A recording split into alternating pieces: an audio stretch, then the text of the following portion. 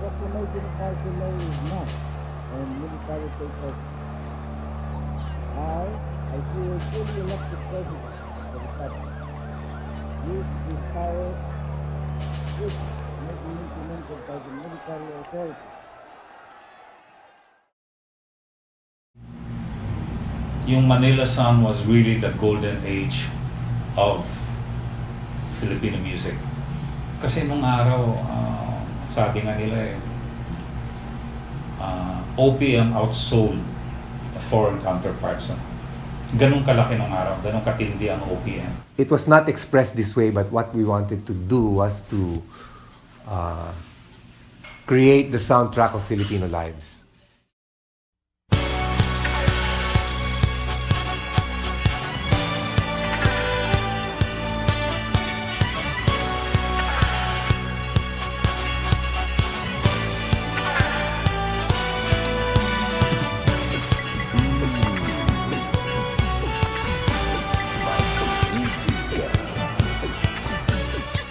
So, when kids go back to the 70's and they see this, wow, these are great stuff, you know?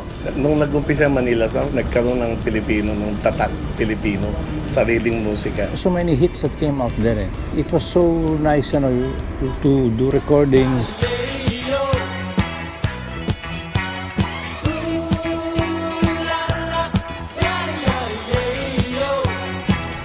Lahat ng mga icons doon lumabas Like you have the bands, no? You have, nag-umpisa niya, Hotdog, then you have Pinoy Rock, Juan de la Cruz, di ba? You have Circus Band, you have Cinderella, you have, ang dami. The foremost proponents of Manila Sound were Hotdog. Hotdog yun, si Garnet at si Dennis Garcia. Ongoing yun me and my brother, we started, me and Dennis Garcia. Ito yung latest batch na touring group. Finally, kami lang yung nag-break ng para kami and Juan de la Cruz. Na gawing parang westernized yung music and use modern language. Hindi na yung mga sa kabukiran. No, we wanted to use yung present day language para maiba naman.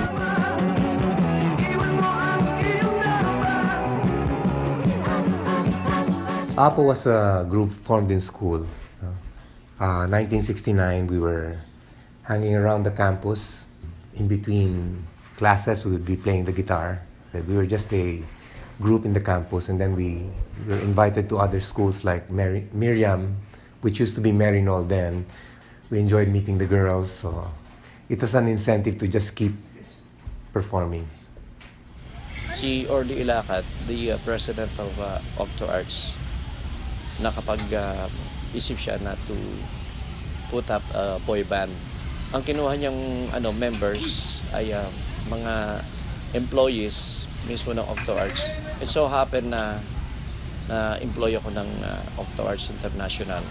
Nagbuo ako ng banda, kasama ko si Ray Magtoto, si Benji Kawilan from Davao. 3 of us were from Davao. Then Tato Malay is from Manila, and Montreal Hotdog. Nung umalis yung Hotdog, lumipat sa amin. Doon nagsimula yung bandang WADA. I wouldn't say discovered because they just invited me to join this group. Yeah, because the boyfriends came first, They were hits, Pumatok ang boyfriend, so I guess that more or less started the disco genre of music. In our heart, in your arms, I love how you move me. It was original name was Apolinario Mabini Hiking Society. As you know, Apolinario Mabini is paraplegic, di ba? So he cannot hike, di ba? It also had the same initials as AMHS, Ateneo de Manila High School, where we all met. Ano yun kasi galing kami sa bandang Red Fox, which is a type of a dog, a fox. It's a hot dog, mainit na aso. Tumatawag sila sa Octars, pwede bang i-guess yung grupong yan na kumanta ng Dahil Mahal Kita, sino ba yan? So, nag-isip na ngayon ng ano ipapangalan sa amin. Maraming pinagpilian and napili yung Boyfriends na pangalan. It started with Vic Soto, Spanky Rigor and Tito Soto were brainstorming already. Vicar was creating another group that would, just like the Boyfriends also. We took the name Wada because three of us were from Davao. Yung kasi ang parang street lingo ng mga taga Davao eh. We started with a song, single lang siya eh, na yung song na Dahil Mahal Kita. Lahat ng bagay ay aking matatanggap. Actually, when that song was being played on air sa mga radio station, walang name yan eh. It's just a song. Yung una, yung Iniibig Kita, typical love song na Iniibig Kita. Tapos isang sayaw na lang, parang disco, no?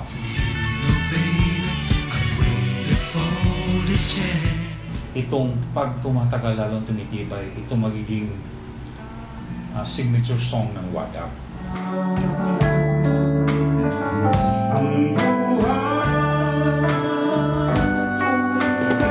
Kung sa Manila, galing kami sa States, balik bahay. Yung Miss Universe, yung panliligaw dito mga to.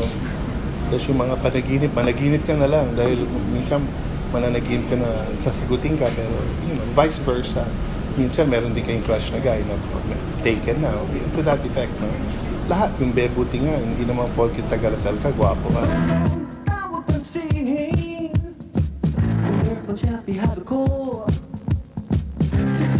Batang-Bata Ka Pa was composed when my eldest daughter was born. That was 38 years ago. When I held her in my arms, I made that song within minutes after.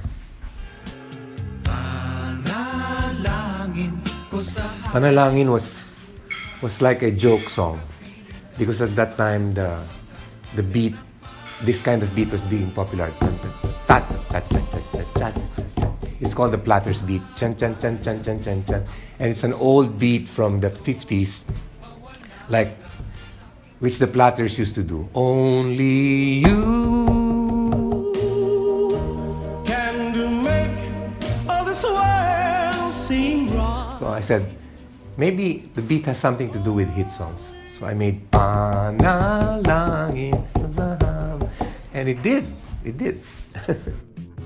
When I met you, I wrote for my wife.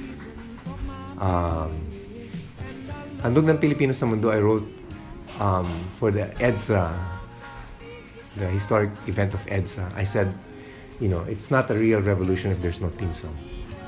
So I wrote it in 2 minutes.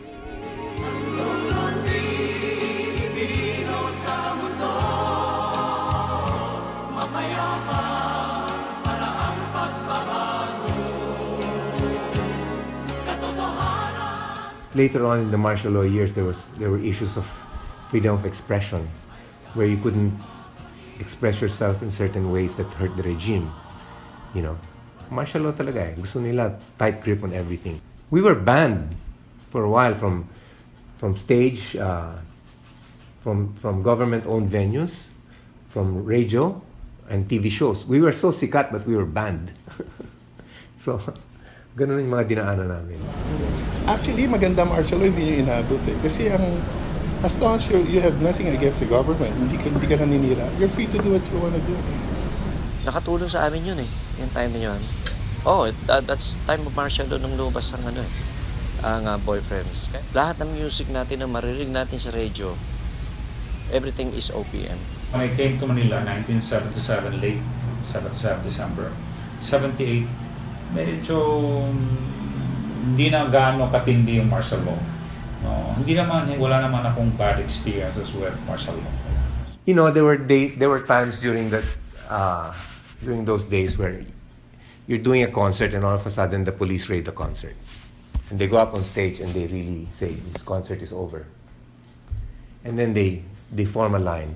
Lahat ng mahabang buhok nandito sa line na to. Lahat ng maikling buhok nandito. And then you pass through a police parang desk. And they say, drug addict, dito ka. Ikaw, pwede ka umuwi. Random talaga. Random. That was the scene then. Kapit bisig, madre, pari at sundalo.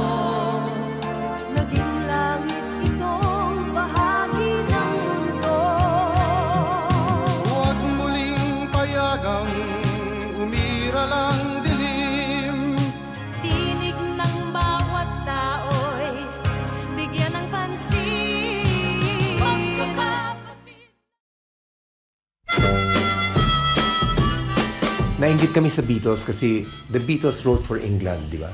They wrote for the English youth. And the world just really listened. For me, that's the formula really is, you come in as you are. That's why when you watch an Italian film, you know it's an Italian film. Even if they speak Italian, you don't complain that I don't understand it. That's why the Koreans sound like Koreans. And the world accepted it. The Brazilians wrote in Brazilian and the world accepted it. The music keeps evolving, Iba-ibang tunog eh. Nag-iiba talaga ang tunog. Ano man yung trend, ano man yung tunog. Just keep on writing good music sa mga Filipino artists, no? You come in kung sino ka. Ang contribution mo sa mundo is yourself. Diba? Not your imitation of somebody else. But lagi ko sinasabi yan, pag maganda yung kanta, kahit anong panahon, anong trend yan, kaya yan. Do what you want to do. You have the freedom to do what you want to do. Just keep on writing good music. Yun lang, tuloy-tuloy lang. Make your own music. Sing your own songs. Dance to your own tunes. That's the most important thing. That's your greatest contribution to Philippine society. Yung roots lang siguro, hanggat maaari, wag kalimutan kasi doon galing lahat. So. Keep on composing, keep on performing, The Filipino musician, the Filipino entertainer, the Filipino singer is the best in the world.